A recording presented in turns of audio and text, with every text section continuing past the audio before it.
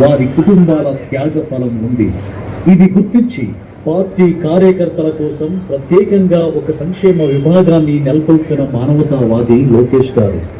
తెలుగుదేశం పార్టీలో 3వ తరం నాయకుడిగా ఆయనలో యువ ఉద్దేశంతో పాటు నిలకడగా లోతుగా ఏ సమస్య. తెలుగుదేశం పార్టీ 44వ ఆవిర్భావ దినోత్సవం సందర్భంగా శుభాకాంక్షలు.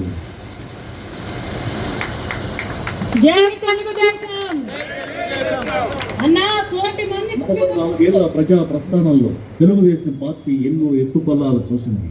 అదంతా ఒక ఎత్తు అయితే 2019 నుంచి 24 మధ్య ఒక కరుడుగట్టిన సైకో మనస్తత్వం కలిగిన క్రూరమైన శ్రేణులను అటు రాష్ట్ర ప్రజలను టీడీపీ కాపాడుకుంటున్న తీరు అద్భుతం. 2019లో జగన్ ముఖ్యమంత్రి అయిన మరుక్షణం నుంచే రాష్ట్రంలో హింస మొదలైంది. తెలుగుదేశం పార్టీ నేతలు కార్యకర్తలే కాదు, చివరికి టీడీపీ సానుభూతి పరులు కూడా జగన్ క్రూరత్వానికి బలైపోయారు. ప్రతి శని ఆదివారాలకు ముందు టీడీపీ నేతలను టార్గెట్ చేసి అరెస్టు చేసేవారు. రెడ్డి, దేవినేని ఉమా, నిమ్మల రామానాయుడు ఇలా ఎంతో మంది టీడీపీ నేతలపై అక్రమ కేసులు పెట్టి అరెస్టు చేసి వేధించారు. జేసీ ప్రభాకర్ రెడ్డిపై 66 కేసులు, పులివర్తి నానిపై 31 కేసులు పెట్టారు.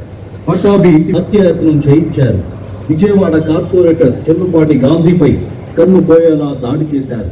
గన్నవరం మాచర్ల టీడీపీ కార్యాలయంపై సైతం వైసీపీ రౌడీలతో దాడి చేయించారు.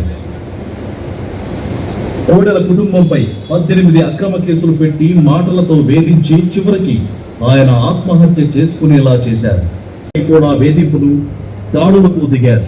చంద్రబాబు గారిపై నందిగామ, ఎర్రగొండపాలెం, పొంగలూరులలో రాళ్ల దాడి చేయించారు. అమరావతిలో బస్సు యాత్ర చేస్తున్న చంద్రబాబు గారిపై రాళ్ల దాడి చేయించారు. వైసీపీ నేత జోగి రమేష్ ఏకంగా చంద్రబాబు గారి ఇంటిపైనే దాడి చేయించాడు. దేవాలయాలపై దాడులకు నిరసనగా రామతీర్థం వెళ్తే అక్కడ కూడా ఆయనపై రాళ్ల దాడి చేయించారు. చివరికి ఆయనపై అక్రమ కేసు బనాయించి 53 రోజుల పాటు పెట్టకుండా, లోకేష్ యువగలం పాదయాత్ర చేయకుండా అడ్డగించి అక్రమ కేసులు పెట్టారు. అమరావతి కోసం పోరాటం చేసిన మహిళలపై జగన్ చేయించిన అరాచకం రాష్ట్ర చరిత్రపైనే కాదు, నాగరిక సమాజంపైనే ఒక మాయన మచ్చ. మహిళలను చేసిన ఆ పాపాలకు క్షమాపణ ఉండదు. అమరావతి ఉద్యమానికి అండగా ఉన్నారని టీడీపీ ఎంపీ గల్లా జయదేవ్పై పోలీసులతో దాడి చేయించారు. అమరావతిపై అంత కక్ష కట్టాడు జగన్.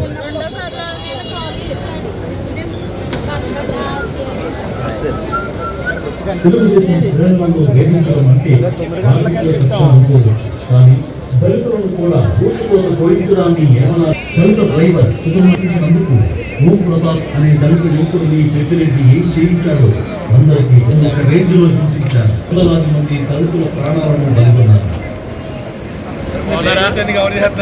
ప్రయోజనాల కోసం కోడికట్టి పేరుతో శ్రీను అనే దళిత యువకుడిని 5 ఏళ్లుగా వెయ్యి కూడా లేకుండా వేధించడం జగన్మోహన్ రెడ్డి యొక్క పెట్టుబడి నిదర్శనం. పల్నాడులో వైసీపీ నేతలు ఒక గిరిజన మహిళలను ట్రాక్టర్తో దొక్కించి చంపేస్తే కనీసం ఖండించకపోవడం జగన్ రాక్షస